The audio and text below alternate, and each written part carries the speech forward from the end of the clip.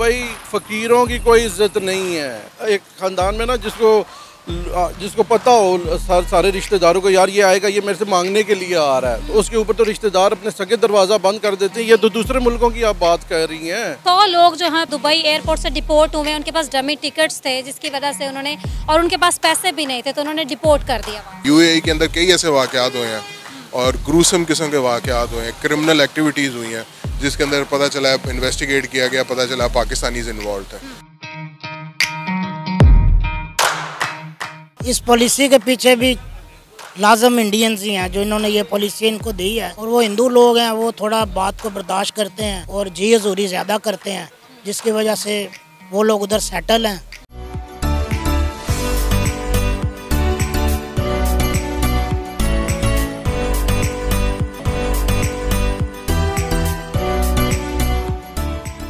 अस्सलाम वालेकुम, नमस्ते एंड सत श्री अकाल। Welcome to our YouTube channel. मैं हूँ सानिया कुरैशी। नाजरीन, यूएई गल्फ़ कंट्री का वो वाहिद मुल्क है जिसमें आप किसी भी मुल्क से हो आपको बासानी वीज़ा मिल जाता है, लेकिन पाकिस्तानियों को यहाँ भी मुश्किलात का सामना करना पड़ रहा है क्योंकि यूएई ने ये रिस्ट्रिक्शंस लगाई हैं कि पाकिस्तानी 5000 दिरहम शो मनी के बगैर एंटर नहीं हो सकते, जबकि दूसरी जानिब इंडियन किसी भी मुल्क में बासानी विजिट कर सकते हैं।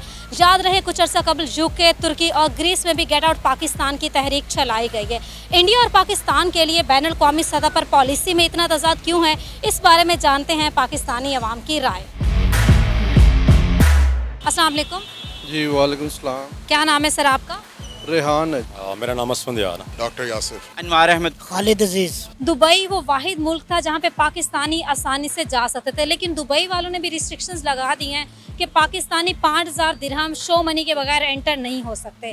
तो इसकी रीज़न क्या है कि इसके पीछे क्या वजह हो सकती है कि पाकिस्तानियों को जो वो उतनी इज्जत नहीं दी जाती जितनी जो वो इंडियंस को दी जाती है, और पाकिस्तानी भी इतने टफ रूल्स रेगुलेशंस क्यों फॉलो करने पड़ते हैं? इसकी क्या रीज़न, आप क्या समझते हैं? देखें जी, बात बहुत सिंपल सी है कि एक घर में भी ना, जब एक फैमिली होती है ना, सिर्फ उस बंदे की या उस बच्चे की ज़्यादा इज्जत होती है जो घर में कमाऊ पूत होता है, ठीक है।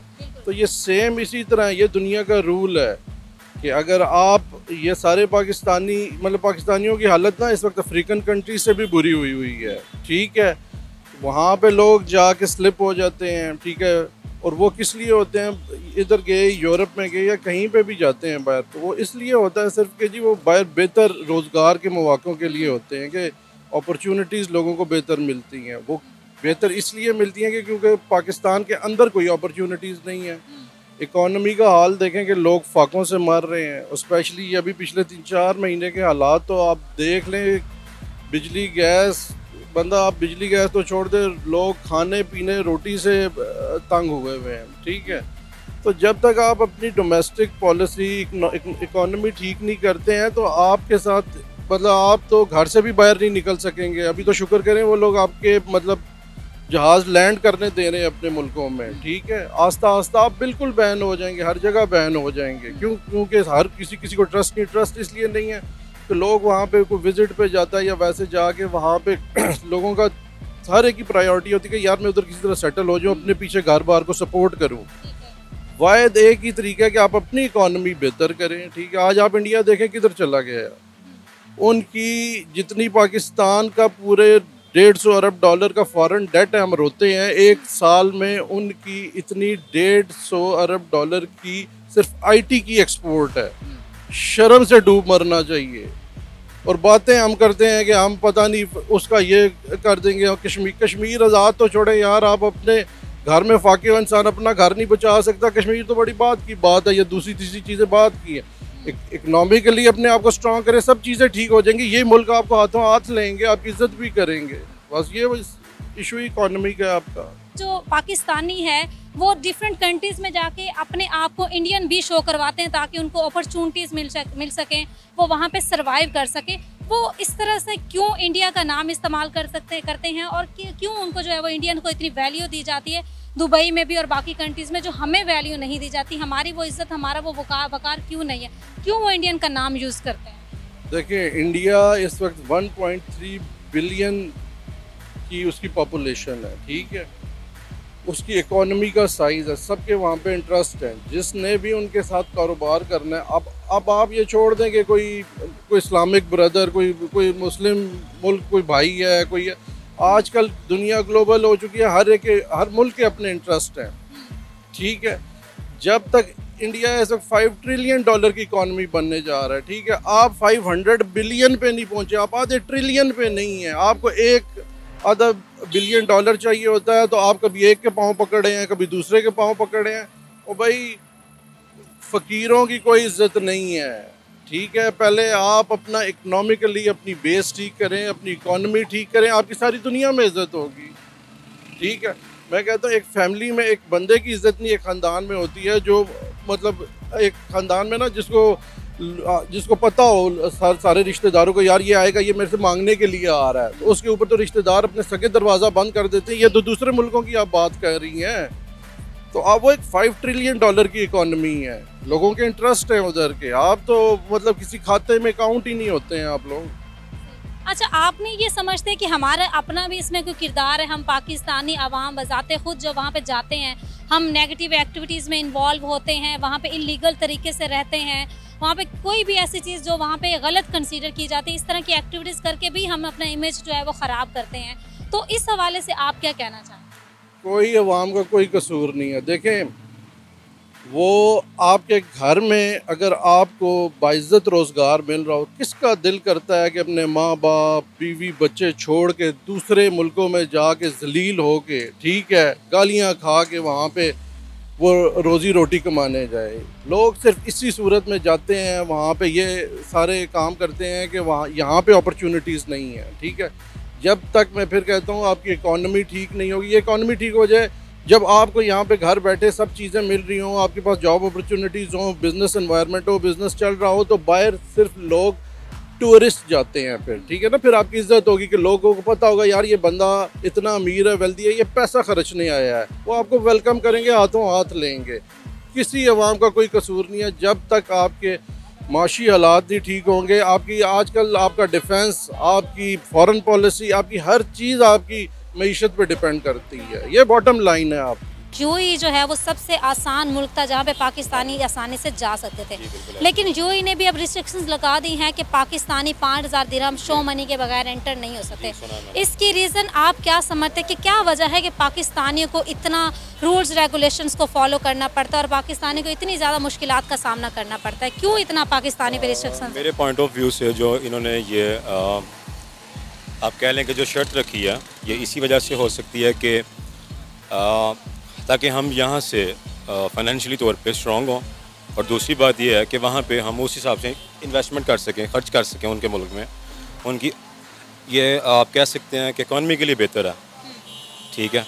अब जैसे कि मैं इटालियन शहरी भी हूँ, मेरे पास वहाँ की नेशनलिटी भी है, और वहाँ पे भी ये चीज़ है कि आपके पास मिनिमम 1000 यूरोस होना चाहिए, ठीक है। और अगर आप इस पे जाएं कि बाकी वहाँ पे इन कंट्रीज़ में हमारी कोई वैल्यू नहीं है, और नॉर्मली हम भी वहाँ पे यही शो करवाते हैं कि हम इंडियन हैं। ये ऐसे कंट्रीज़ हैं जहाँ पे होल्ड ऑफ लॉ है। पाकिस्तान में हम देखते हैं कि इस तरह से होल्ड ऑफ लॉ नहीं है, जिसकी जो मर्ज़ी है कर लेता है। अमीर जो है वो बहुत ज़्यादा गड़बड़ भी कर ले, बच के निकल जाता है, गरीब फंस जाता है। तो होल्ड ऑफ लॉ जो है ना, वो इसकी बेसिक वजह है। हम ऐसे माशरे में रहते हैं जहाँ पे हमें होल्ड ऑफ लॉ की आदत नहीं है। वो ऐसी कंट्रीज़ हैं जहाँ पे होल्ड ऑफ लॉ है, सारे लॉ को रिस्पेक्ट करते हैं। लॉ के मुताबिक कोई सोच ही नहीं सकता कि मैं गड़बड़ करूँगा और मैं पकड़ा नहीं जाऊँगा। यहाँ पे हर बंदा गड़बड़ करता है और उसे पता है वो बच भी जाएगा। तो उधर जब जाते हैं पाकिस्तानी, उनका माइंडसेट वही पाकिस्तानी रहता है। वो पाकिस्तानी माइंडसेट के मुताबिक जब काम करते हैं, ऐसे 2 नंबरियाँ और गलत किस्म के तरीके, अनफेयर मीन्स यूज़ करते हैं, तो वो एक तरह से बदनाम हो जाते हैं। जब वो बदनाम होते हैं तो वो कंट्रीज़ कहती हैं, ये अक्सर जो भी इस तरह की शिकायत आती है पाकिस्तानी की तरफ से आती है, तो वो कहते हैं कि जी ये जो पाकिस्तानी है ना, इनका आना जाना बैन किया जाए। यूएई के अंदर कई ऐसे वाक़यात हुए हैं और ग्रूसम किस्म के वाक़यात हुए हैं, क्रिमिनल एक्टिविटीज़ हुई हैं, जिसके अंदर पता चला, इन्वेस्टिगेट किया गया, पता चला पाकिस्तानीज़ इन्वॉल्व है। तो अल्टीमेटली उनमें जो है ना एक पब्लिक एक ओपिनियन बढ़ती गई कि जी ये पाकिस्तानी है ना, इनका आना इधर बैन किया जाए। और आहिस्ता आहिस्ता उन्होंने रिस्ट्रिक्शन लगानी शुरू कर दी हैं। इवन यहाँ पे वहाँ पे ऐसी भी वॉइसेस हैं जो ये कहती हैं कि जी ब्लैंकेट बैन लगाएं, पाकिस्तानी को आने ही ना दें। मेरे पर्सनल ख्याल में मैं तो गवर्नमेंट ऑफ यूएई से रिक्वेस्ट ही कर सकता हूँ कि Pakistani being a good nation, they have a very good people, और even I have visited twice to thrice as well in UAE in the past. So 5 fingers are not equal. हमें चाहिए कि हमें अपना इमेज और बेहतर करना चाहिए all over the world. Being a Pakistani, I must have to be condemned this one कि UAE government should have to be take back with this decision, because 5,000 dirham for everyone it could be a little bit crude for everyone. So मुझे लगता है कि UAE government को थोड़ा सा इस पर थिंक अबाउट करना चाहिए। और देखें हमारी इतनी ज़्यादा पॉपुलेशन है वहाँ पे, बहुत ज़्यादा लोग हैं, एज अ जॉब के सिलसिले में, एज अ वैसे विजिटिंग बहुत सारे लोग जाते हैं। Even I have also visited 2 months before UAE as well, and even next month also have a plan with the family. So unfortunately, if this thing is to happen, I must have to be condemned this one, please. लेकिन ये हुआ क्यों है? ये restrictions उन्होंने लगाई क्यों है? मुझे लगता है हमें पाकिस्तानियों को भी थोड़ा सा इस चीज़ पे ज़रूर सोचना भी चाहिए और फोकस भी करना चाहिए कि हमें दूसरों मुल्कों में जाके ना अपने मुल्क का इमेज बढ़ाना चाहिए। इस चीज़ को पॉजिटिवली उसको जितना बढ़ा सकें। I think so I have just heard a news that they have a dummy ticket there 1 month before that. ये कुछ थोड़ा सा बिहाइंड का सीन, इसके ये इफेक्ट आ सकता है। 100 लोग जो हैं पाकिस्तान जो है दुबई एयरपोर्ट से डिपोर्ट हुए, उनके पास डमी टिकट्स थे जिसकी वजह से उन्होंने, और उनके पास पैसे भी नहीं थे तो उन्होंने डिपोर्ट कर दिया वहाँ। मुझे लगता है इस सिलसिले में पाकिस्तान जो हमारे एयरपोर्ट्स हैं उन्हें भी थोड़े से एक्शन सख्त करने चाहिए।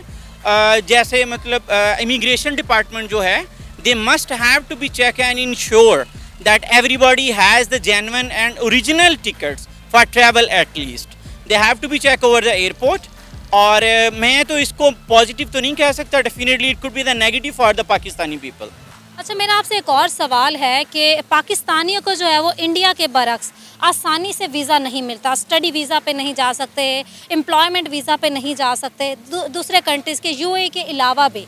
और उनमें यह होता है कि बाकी कंट्रीज़ में जो पाकिस्तानी है वो इंडिया का नाम यूज़ करते हैं, इंडिया की नेशनलिटी यूज़ करते हैं। तो मेरा आपसे ये सवाल है कि पाकिस्तानी क्यों इंडिया की नेशनलिटी यूज़ करते हैं और क्यों पाकिस्तान को वो इज़्ज़त और वक़ार नहीं मिलता जो दूसरी कंट्रीज़ में पाकिस्तानियों को, इंडियंस को मिलता है? आई एम सॉरी, मैं आपके इस क्वेश्चन से एग्री नहीं करूँगा कि everybody has to be show that we are Indian national. I'm sorry for that because I have visited many of countries but never ever show anywhere that I belong with India. Alhamdulillah, we Pakistani, we belong from Pakistan.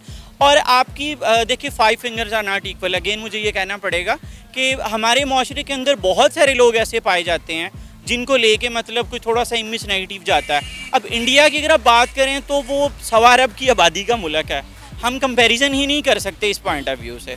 Unfortunately this is the situation.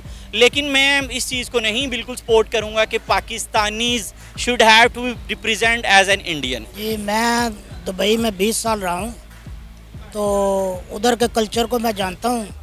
इस policy के पीछे भी लाजम Indians ही हैं जो इन्होंने ये policy इनको दी है, वरना चूँकि हम मुस्लिम कंट्री हैं हमारे ऊपर रिस्ट्रिक्शंस ज़्यादा होती हैं क्योंकि मुस्लिम लोग जो हैं वो ज़्यादातर थोड़े से अक्खड़ होते हैं, बात को बर्दाश्त नहीं करते, और वो हिंदू लोग हैं वो थोड़ा बात को बर्दाश्त करते हैं और जी हजूरी ज़्यादा करते हैं, जिसकी वजह से वो लोग उधर सेटल हैं।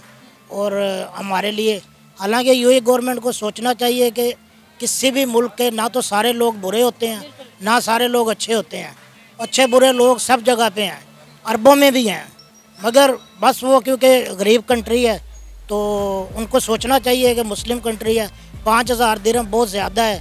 लोग पता नहीं कैसे पैसे लेके तो उधर विजिट वीज़े पे जाकर नौकरी ढूंढते हैं, तो 5,000 लेके वो किधर जाएंगे? जिसने नौकरी ढूंढनी है वो 5,000 किधर से लाएगा? तो ये वेरी क्रूअल लॉ है जिसके मैं भरपूर मजम्मत करता हूँ। क्या हमारी इन पर्सन ये रिस्पॉन्सिबिलिटी नहीं है कि हम इस तरह का किरदार अदा करें या हम इस तरह के काम करें कि हमारी जो नेशनलिटी है या हमारा इमेज जो है वो इंटरनेशनल लेवल पे अच्छा हो? क्योंकि अमूमन ये देखने में है कि पाकिस्तानी जो होते हैं वहाँ पे क्रिमिनल एक्टिविटीज़ में इन्वॉल्व हो जाते हैं, वहाँ पे जाकर वो चीज़ें करते हैं जो उनके रूल्स रेगुलेशंस के ख़िलाफ़ होती हैं या उनके लॉ एंड ऑर्डर के ख़िलाफ़ होती हैं। तो आप क्या समझते हैं कि क्या ये रीज़न है जिसकी वजह से हमारा इमेज ख़राब है? इस चीज़ इन चीज़ों को हम कैसे ठीक कर सकते हैं? अब जैसे चूँकि आप इटली में रहते हैं, आप इन चीज़ों को ज़्यादा बेहतर जानते हैं। क्या ये चीज़ें वहाँ पे होती हैं, और अगर होती हैं तो इनसे हम कैसे बच सकते हैं? कैसे हम पूरी दुनिया में पाकिस्तान का इमेज बिल्ड कर सकते हैं कि हमें इंडियन का नाम यूज़ ना करना पड़े? बिल्कुल, सबसे पहले तो हमें ख़ुद को ठीक करना चाहिए। ये वाकई आपने बिल्कुल दुरुस्त बात कही है कि हम लोग वहाँ पर जाके अपने पर्सनल यानी कि मुफाद के लिए उनके रूल्स एंड रेगुलेशंस को हम बिल्कुल इग्नोर कर देते हैं, जबकि नहीं करना चाहिए। और उसकी भी एक रीज़न है ना, हम लोग आदी हो चुके हैं। हमारी कंट्री में वो चीज़ नहीं है, वो रूल्स हैं ना वो रेगुलेशंस हैं जो कि अब्रॉड में पाए जाते हैं। तो हम लोग भी आदी हैं। खैर मुझे भी वहाँ पे सेट होने में काफ़ी टाइम लग गया था, लेकिन अल्हम्दुलिल्लाह कि अब मेरे में काफ़ी डिफरेंस है।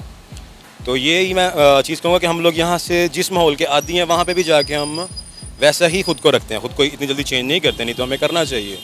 सबसे बड़ी बात ये है कि हम लोग वहाँ पे जाके शॉर्टकट वेज ढूंढते हैं जो कि लोग वहाँ के लोगों के ख़िलाफ़ है, लेकिन हम इतना नहीं सोचते। हम कहते हैं नहीं यार चलता है, कोई बात नहीं, खैर है। लेकिन ये चीज़ हमें नहीं करनी चाहिए। सबसे पहले तो हमें खुद रिस्पॉन्सिबल होना चाहिए कि जिस जगह पे, जिस कंट्री पे हम यानी कि मौजूद हैं, जहाँ पे हम रह रहे हैं, जहाँ पे हम काम कर रहे हैं, वहाँ पे लॉ की रिस्पेक्ट करनी चाहिए, हमें लॉ को फॉलो करना चाहिए।